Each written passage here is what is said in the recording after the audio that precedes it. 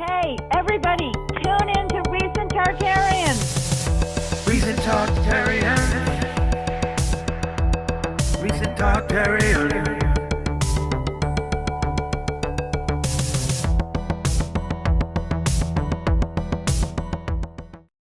There she is. Danny boy. How are you doing? Good. How are you, man?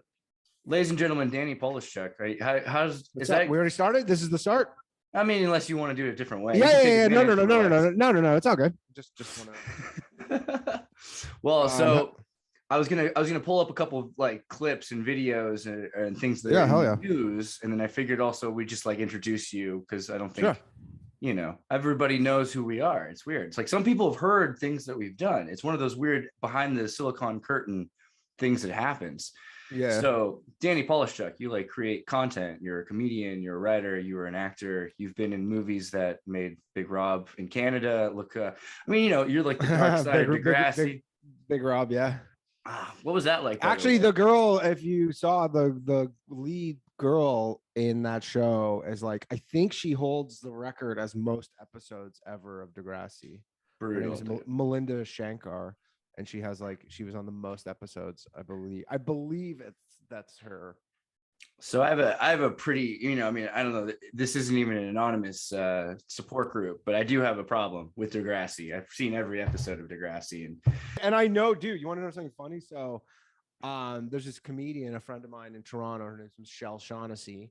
Mm-hmm. And then she started just like dating. She's married to him now, but she was dating for a while, and she's married to him, but Snake. Right. Yeah. This is that's hilarious. He's a director now for a lot of the episodes. Yeah, he does director or whatever. But like I remember like we would just like do gigs and stuff, and he would just like show up to the gigs to like just like hang out and like support her. And I was just like, holy shit, it's fucking Snake. I was like, for me, that was like I didn't really watch the newer Degrassis. So I didn't really like Melinda. Like I kind of like knew who she was a bit, but like I wasn't like whatever. But then like with him, I was like, oh my god, it's hanging out with Snake. So in terms of media control and imprinting on people, The Days of Our Lives has nothing on Degrassi. You go back to this 13-year-old girl has a pregnancy pamphlet like episode where a baby's born. That's the baby, Melinda, who's grown up on the show. Yeah, so yeah. That's what else is like that? But the Truman Who's her Show? mom from the Spike?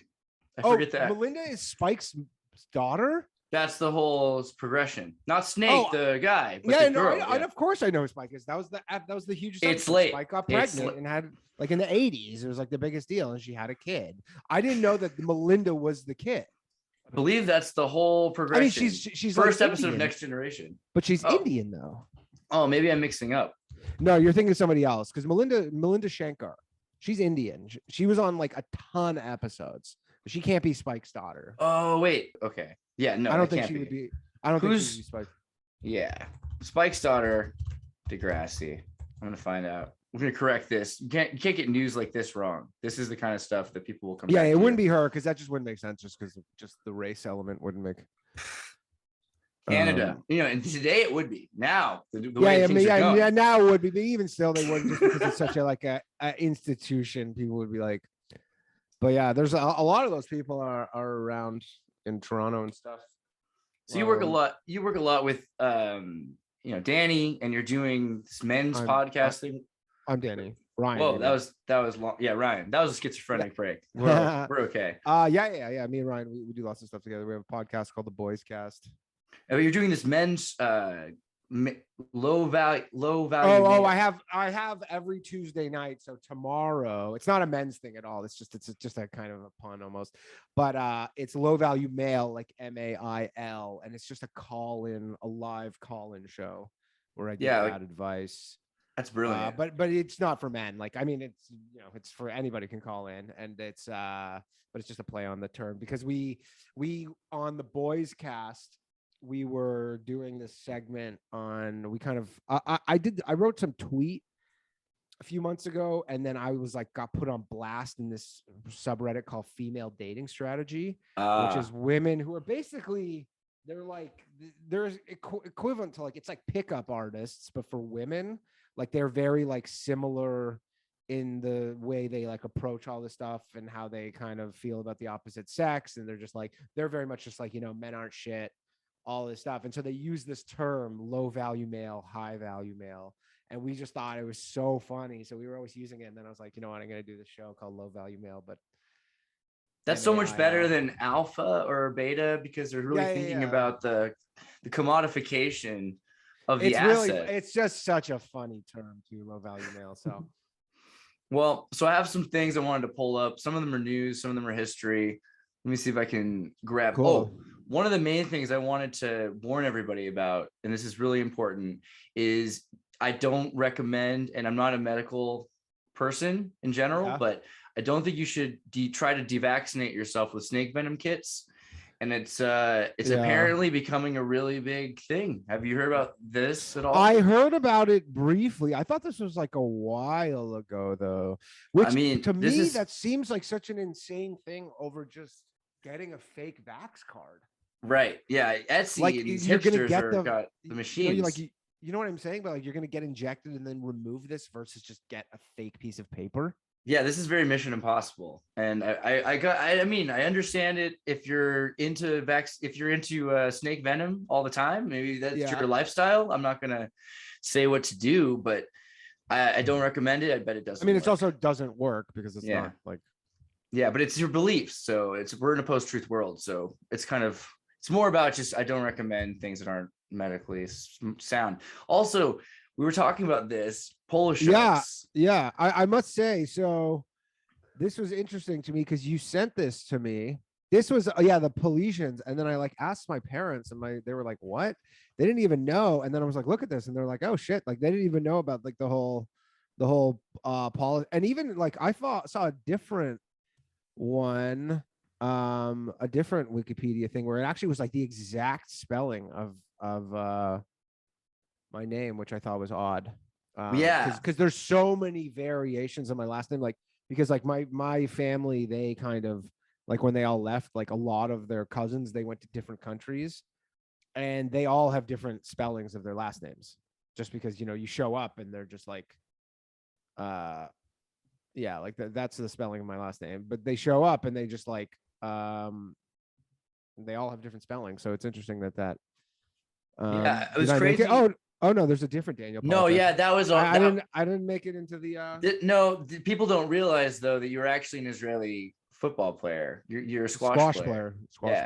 Super good at squash. Wow, actually I could see you playing squash. No, I'm not a big squash guy. Dude, you could wear the shorts. I mean, I'm more like a basketball. So also avoid Snake Island where you can get That's not the Ukraine Snake Island. Don't even look into it is the thing. All right, here's another quick question. I wonder how you feel about transgender ideology as a right-wing phenomenon, because instead of trying to change society, they're trying to change the body to conform to society, which is kind of a conservative value now. Who's trying to change the so if you want to become the other gender that is a social engendered creation, then what you're saying is rather than making the gender of the social norm fit me and saying that men can be women or whatever, it's saying I need to change my body to be a low value or high value male or a low value or high value female, like something that society is defined. Okay. So wouldn't it make more sense if it was a left-wing ideology just to change the definition of the word instead? I mean, that seems like the easier thing to do versus the other in terms of path of least resistance. Well, changing a definition seems a lot easier. That brings me to intersex. So have you heard of intersection, where it's not even that they're transgender? Of course, because that's the ultimate. They're oftentimes they are the ones who, when people say, you know, there's two sexes, and then they use that as kind of, they say, look, well, there's not actually, because there's such a thing as intersex. Because oftentimes, like the very basic kind of opposition to the whole transgender, or not, but the gender binary stuff is they'll be like, look, there's male and female, and then these people go, there's intersex, which I'm sure there is. Yeah. At the Forum of Malta, they met for the intersex convention, and you see this 1.7% of the population in some ways might be non-dimorphic sexual developments, which, I mean, think about how huge that number is. We're talking like 20 million. Oh, that seems high to me. Well, there's been a lot of people that have been altered by society, and more it looks like because of the who knows if it's chemicals in the water, or if it's just the way the world is. But you don't want to look up pictures from China, because you will find plenty of examples of intersection that seem to be also higher and higher numbers. But these are unrepresented people. It seems like the entire society has co-opted them into this idea of transsexuality, and they're not allowing for the legitimacy of, I mean, this is a serious issue that no one else is allowed to talk about because we're worried about water sports. Am I wrong? Yeah. But so where and what is, do they have specific like beefs with what's going on? The intersex community? Like what do they feel like like they're not represented by the trans community? Yeah, it seemed like, so I saw some of this intersection documentary, and for the most part, right, they're not. And then the whole thing is Dr. Money created the transsexual philosophy at Johns Hopkins University by taking a child who was not intersex, who had been a victim of a botched circumcision. And so they said, well, a boy without a penis can't really do very well in this world, so let's raise him as a girl. And then that kid eventually found out what happened and committed suicide after trying to reassign their own sex. But that's kind of been the basis for transsexuality. And that doctor had been working with intersection people and tried to apply their ideas, essentially. And so it completely destroyed everything that they had about intersection, and our population no longer references these people. I mean, I know so many people that talk about transgender in the debate. I often hear that as part of the entire debate, is that when essentially they're essentially an outlier, but they're used to kind of say like, look, totally exploited. Even if you're trying to say there's two sexes, like there really aren't. Right. And it's like, well, but at the end of the day, then there are these people that are in. And what is their, do they have, they have a different chromosome, like they're not XX or XY? So the reason 1.7 is because if you start to look at the differences between people that have been born with just two sets of genitalia and still have remain on XY chromosome, or people that, but then there are a number of people that are born with XXY or XX. Yeah, right. That's what it is, right? It's like it's like one of those ones. So, but there's a number of different phenomenon that are happening where not everyone's born the same, where we have mutations that are happening. Yeah, of course. So these are people that are not represented because of the transsexual community. I found that kind of, and the transgender population is completely displacing it. So there's no way to really look at it, but there's a lot of people there that are just not being represented. I don't know. What do you think about Elon Musk buying 10% of Twitter? I like it. I mean, I don't know what's going to come of it. It doesn't sound like he's not trying to really, he's not really trying to get in the mix in terms of influence it, but it's kind of a start. I don't really know. I've heard a lot of different things. I've heard some other big players are going to try and make a play to take it out. And I mean, I do know that something needs to change with Twitter for sure, like in terms of the actual company. But yeah, I mean, it would be cool if he kind of telegraphed it too. Right. Yeah, he was kind of saying like a couple weeks ago, and then he just boom. And I mean, for him, 9% of Twitter is fucking nothing. It's a weird company because it doesn't really, it's small as in terms of like company wise, it's a pretty small company, but in terms of influence, it's obviously like, incredibly influential. But in terms of social media, like I don't think it has even as many people on it as Pinterest. It's so weird. Interesting. Yeah. What do you think about it? It's interesting that how when you get absorbed in a social media sphere, you feel like it's really important. I feel maybe he's obsessed with it because he uses it a lot, but I mean, it is important to a degree, but I mean, dude, most normal people are not on Twitter. Most people I know in my entire sphere of relationships, especially if you remove comedians from my, like, which is obviously most people I know probably, but my normal friends, none of them are on Twitter. Like none of my family's on Twitter. It's a pretty niche thing. It doesn't seem niche. It seems like everybody's on there, but then it's actually not that many people are on there. Yeah, I guess we need to like move on to like better social media apps anyway. It's weird. What about Hunter Biden and his you saw this, the Secret Service I did not see it. Yeah, So no. the Secret Service is renting a $30,000 a month Malibu pad to protect Hunter Biden, so he gets to hang out in Malibu while the Secret Service watches him. And it's nothing new. This happens all the time, Yeah, obviously. it's But just like pretty standard stuff. Like, isn't like the whole like they were doing this for Trump, where they yeah, would, isn't it just like if you're connected to the president, there's these costs associated with it's true. protection. I mean, Yeah, I gotta wonder though about how I awesome mean, his I apartment had a building is. oh yeah, yeah. I mean, I had a friend who was in the Secret Service, and he's like, yeah, they waste money on all sorts of shit. Like, Nice. Was he Mormon? was he Mormon? No, no, he wasn't Mormon. Yeah, I've seen a lot of Secret Service agents in Florida. Actually, it seems like what do you think about Trump's Secret Service connections now? Because he's still president, he didn't have to lose his Secret Service connections. Does he seem like he's using? Where are we at with the money in Secret Service in general? Like, Oh, I mean, I'm sure the budget for his Secret Service annually is very high as well. right? I mean, he needs it extra. Yeah, I'm sure I'm sure every member of his family has it too. He's like so hated that you need to. This is kind of an old thing. I'm just kind of looking at though. Airbnb's nightmare problem. This came out like months ago or like last year, really. But it was this whole thing that they have a dark fund for paying off people that have been, all the worst things that could possibly happen to a person, like if they've been In an Airbnb, like basically anything. Yeah, I don't know. Yeah. Airbnb banned me for no reason, so I'm not a big fan of them. Yeah, right.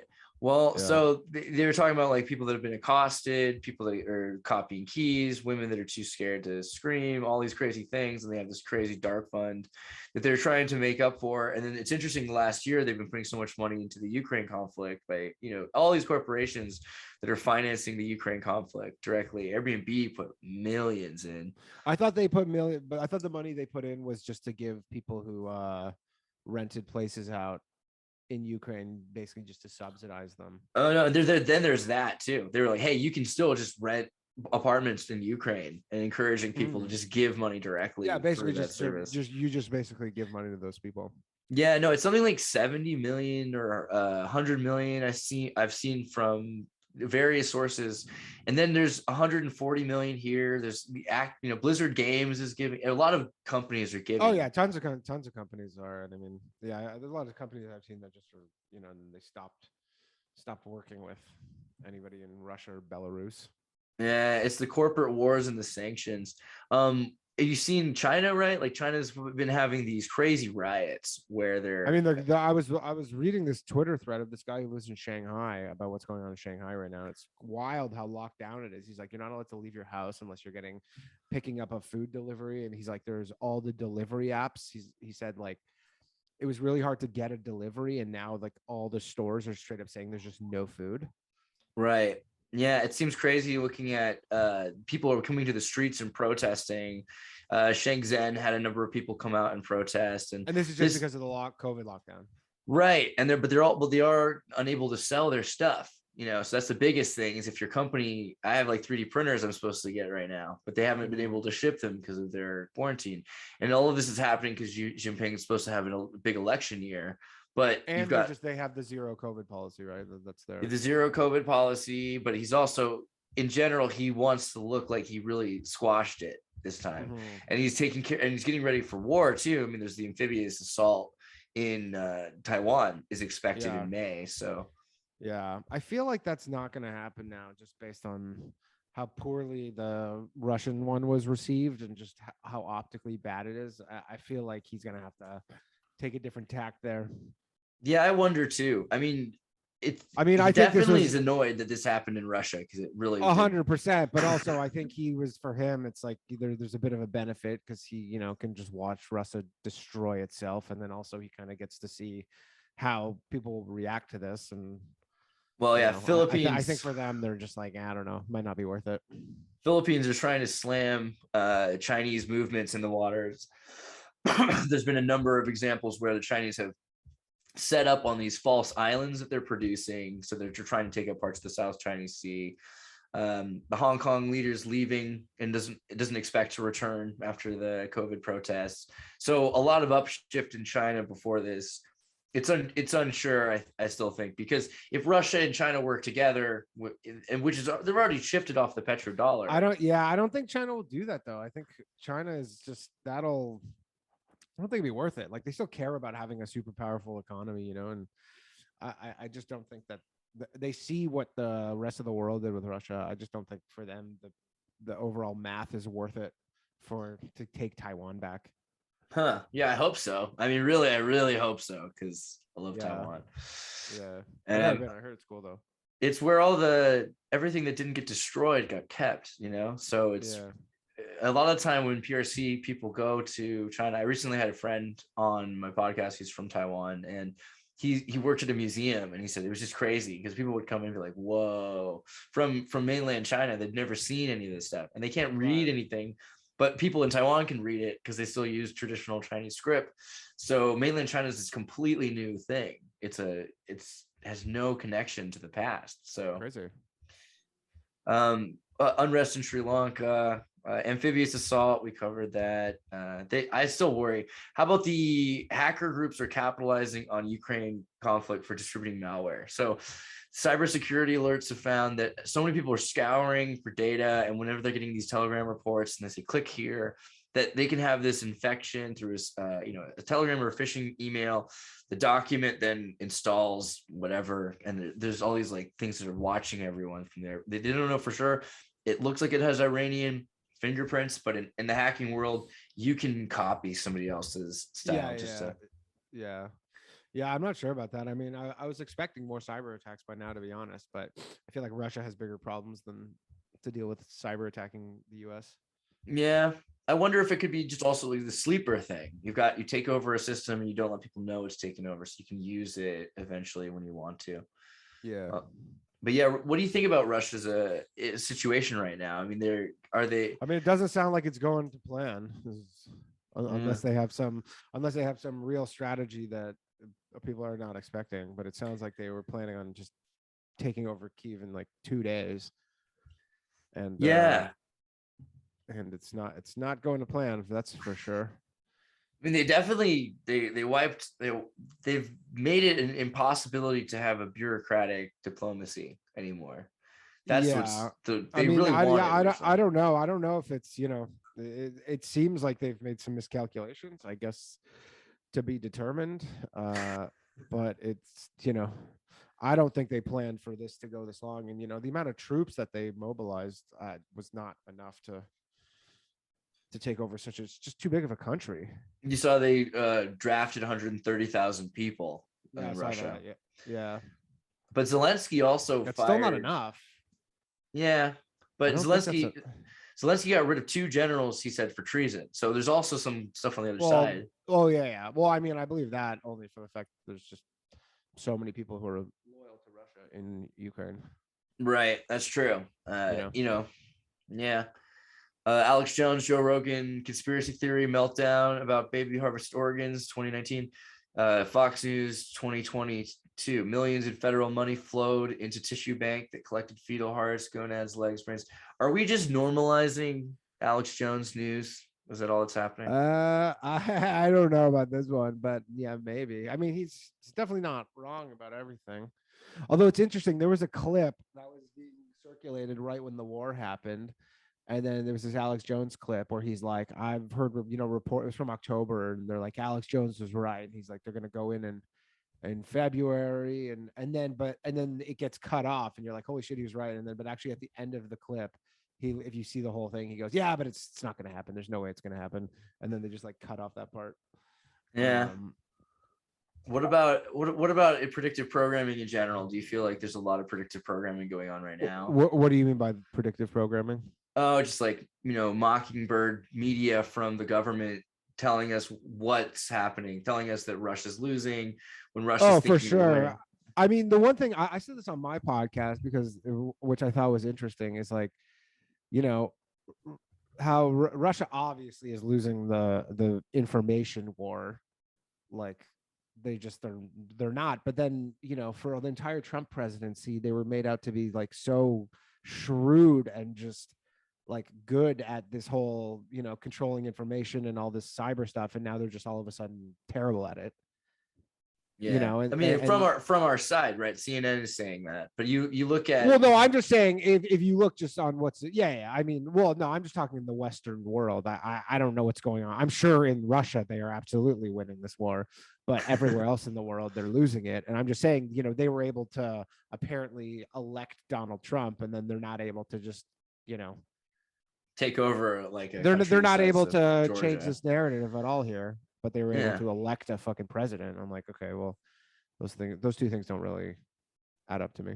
You've seen the Russian threats to leave the International Space Station again now in the last day. They're saying they really want to do this thing. Did you remember that? I heard something about it. No, but I'm not up to speed on that one. So there was like a fight a while ago. The Russian chief and Scott Kelly got in a Twitter banter. This is one of the reasons Twitter should be destroyed, probably.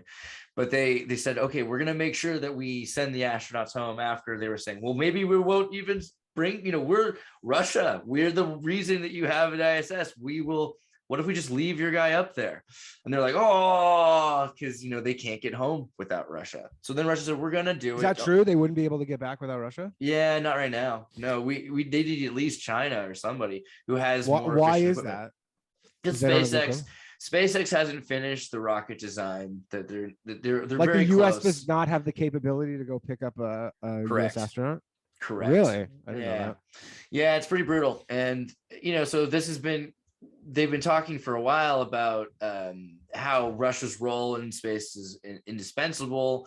China's admitted it even. They're like, well, we kind of were stuck because the United States has been paying for the Russian space program since the fall of the Soviet Union in case someone else picked it up. They didn't want it to fall into Pakistan's hands, quote unquote. Right.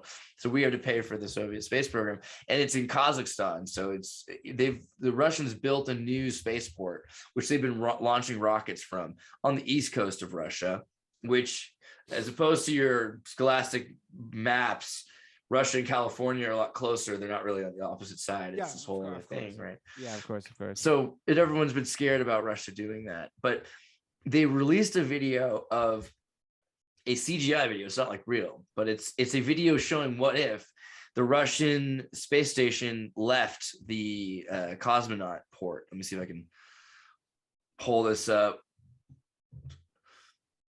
Are you seeing this video? Is it working? Yeah. Cool. Yeah, so they're showing this video came up that was made of the Russian. No, well, how much of space is, right? But no they've cut these parts of real footage together and they've connected it with, in a second it'll pull up. Got it. There you go. And they're saying here's the Russian space station detaching from the ISS and becoming its own, because they were talking about just dropping the ISS anyway. And they're saying, well, we'll just keep the Russian part now. Thanks for the help. Yeah. And so this is kind of freaking people out. I don't know. I love it. I mean, but what's the worst case scenario? Not to trivialize it. Just one guy stuck there? No, more like Russia could bring the guy home. They could continue in space, disconnect the ISS. They could have their own lasers that are, you know, orbital, and just they could have a lot more control. The amount of control that Russia can have from their own space station. I mean, it's also moving away from able to do anything with the Starlink. I saw that Elon Musk sent the Starlink system to all the people in Ukraine. Isn't that satellite based? Why haven't they been able to dismantle it, disrupt it or anything? So this is interesting. Actually, the Russians aren't trying to dismantle information technology. So for the most part, the Ukrainians have made journalism illegal in Ukraine, and any party or anything that's outside of the dictatorship, right, are illegal. But Russians, because they're over there, have really encouraged journalism in Ukraine. They'll do whatever they want in the Federation, but they're saying, well, yeah, show what's happening. So at one hand, it benefits them that there's transparency, because then the more information, the more they can look through it and figure things out. But on the other hand, they already know what's going on because they're using like satellite, or they're using drones and infrared cameras and everything. They know where bases are or what is being hidden inside malls. There's only so many places in these former oblasts, which are basically factory towns, that everything can be set up. So Russia's not really that worried about journalism right now, and they're not trying to shut down people's connections, because they're trying to come in and they want to control the Donetsk region and make them into Russian autonomous zones, and half of like Ukraine, they might be anti-Putinian and still be pro-Russia. They want to be Well, they're Novo, ethnically. Yeah, I but mean ethnically. that's my family essentially. They Yeah. hate Putin and they hate But they want to Russia, be, but they want to be. they speak Russian and they're Yeah. lived in Western Ukraine. It's like a Russian Canada, right? I mean, Yeah, kind of, yeah. All right, where's this guy? Oh, the human zoo. Have you heard about the North Sentinel Islands? Vaguely, I've heard the term. So basically, there was, and this happened a while ago, was a American blogger went up to the Sentinelese tribe island. I think he was trying to teach them about religion or something. I forget, but he got stabbed, or there was these arrows and everything. But up in the North Sentinel areas here, this on the east of India, the North Island here has, I'm going to go a little further down. This North Island here has been declared a region of scheduling. It's a scheduled tribe zone. And we're never supposed to visit it because these scheduled tribes have been 200,000 years, they say, or whatever, disconnected from humans, and we're not allowed to interact with them, because if also there's like Avatar, when someone flies down with a drone to make sure that they're okay after a tsunami, they like lodge. Yeah, they throw spears. I mean, I've seen that before where they're like literally throwing spears and that stuff. Yeah. So there was a boat called the Primrose that landed on the shore, and ever since then they have arrows that are iron tipped spears. So we've accidentally introduced them to the Iron Age in the last 30 years. Huh. So people wonder, are we supposed to protect these people? And is it a human zoo? I mean, is it who's responsible? It's not really people's responsibility. I think they just kind of want to do that out of just the metal. Well, what do you think about? Do you think it's a good idea to have a human zoo to protect? I mean, these are unvaccinated people. Yeah, I don't think there's COVID where they are. That would be something else if they were getting COVID outbreaks and these like. If it was somehow making its way, but I mean, I imagine they don't have COVID. Like they don't have. I mean, they don't know about anything. No, I mean, I don't know. You leave them be. I think the impulse is to go in there and just meddle and give them the internet and Bibles and shit, and But I think I don't know. If they don't want to be fucked with, leave them alone. I mean, it sounds like they're gonna try and kill you, so that's not good either. That's not very good. I mean. Let's be subjective about culture, right? But yeah, I mean, it's an interesting group. I wonder if we're better off keeping a group of people that, like you said, don't have COVID and are completely safe from. They're isolated. They're an alternative in case we screw it up. Yeah. And how much harm versus good are we doing otherwise? But I mean, what good is being done by going in there? Right. Yeah. Like what's the altruistic case for going there? I wonder. Well, okay. That's basically most of the stuff I wanted to share. So I wonder, what are you up to in the next month? The next month, I'm just in New York doing stand up. I might be going to Nashville for a couple days, and then but mostly just in New York, just working here and just kicking around. Where are you based out of? I'm all over the place. You're just all over the place. Yeah, I'm gonna be going to Brazil pretty soon. I'm gonna go through Nashville and Texas in April. Is it April already? Yeah, I'm supposed to go to Nashville next week, and maybe Texas after that, and then I'm gonna go to Brazil. What's Nashville next week for the Tim Pool thing? No, I'm gonna see some friends, and there's a lot of other things going on. Yeah. Oh, okay, cool. Yeah. But I mean, Brazil's dope. Have you ever been there? Yeah. I was in the south, and now I'm trying to go to the north because I'm doing this whole thing with like LiDAR to like scan for lost ruins.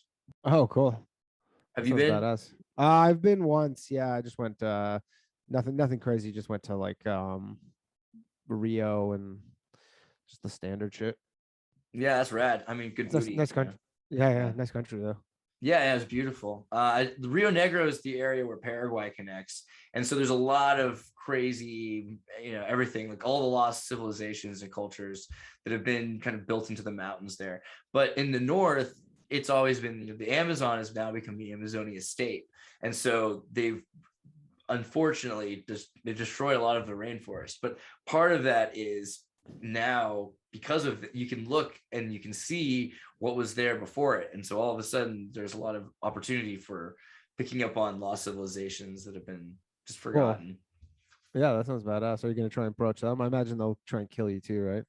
Yeah, hopefully not. But no, not you personally. I'm just saying people who try and go fuck with them. There's definitely some of that, but that's not. That exists more in like Bolivia in certain places, or in Ecuador, maybe in the northeast of Bolivia where there's pumas and things. But for the most part, and there are some Maoist liberation groups in Peru that are kind of wild still, but things have kind of toned it down. Now that the Amazon's a state, there's a lot of like Danish and Norwegians, so they're living in Brazil, and there's 5 times the speed internet than there is in any other place because they have these expat cities that they built in the Amazon. So crazy. I didn't know that. Yeah, the world's the neo-colonialization has really sped up things. Cool. So yeah, and it's your show tomorrow. What time? Tomorrow night. It's every Tuesday at 9 p.m. Eastern time, live on YouTube. You can just go youtube.com/ you can just search Low Value Male or youtube.com/ Danny Polishchuk, my name. And it's just a call-in show. People call in. It's a pretty fun time. It's kind of like Coast to Coast. You obviously know Coast to Coast. I want it to be like not like super out there like Coast to Coast, but I pretty much, you can call in, talk about whatever. If you need bad advice, I bill it as the bad advice call-in show. I give bad advice, but it's a fun time. That's good. I probably need some bad advice. So one of these days. Yeah, call in, dude. Call in. We'll chat. Yeah. Hopefully, I got the only time is that guy Alex Stein. Oh yeah, for sure. Good friends. Yeah. He called in and he got me a fucking strike on my channel. Oh really? And he didn't even say anything crazy. It was so stupid. Honestly did not say anything that crazy at all. And then he got me a medical misinformation strike on my channel. Wow. Okay. And it was technically a warning because it's the one, so they give you a warning instead of a strike. But honestly, he didn't say anything wild at all. Yeah. Well, I'll have to watch it. Now everyone's gonna watch it. You probably have that video. No, you can't. It's on Odyssey. Yeah. It's on Odyssey. Yeah. They took it down. Yeah, so this is another thing I've been wanting to do is an uncensored show on Odyssey. So if you ever want to get together, we'll just go crazy. We should figure out a list of things that we could get warned about and only do that. We'll say. I mean, it's not even that. He didn't even say anything that crazy. He just it was funny on the show too. He kept saying he was talking about the vaccine. He goes, it's very safe and effective, but he was saying it sarcastically. And on the show, I go, I wonder if YouTube's algorithm can pick up sarcasm. And then get me in trouble. I'm I wonder if it's that advanced. And then I just a few days later, I was bam. You're careful. The questions you ask will answer themselves. But right? He didn't say anything crazy. It was so weird. That's so brutal. Yeah.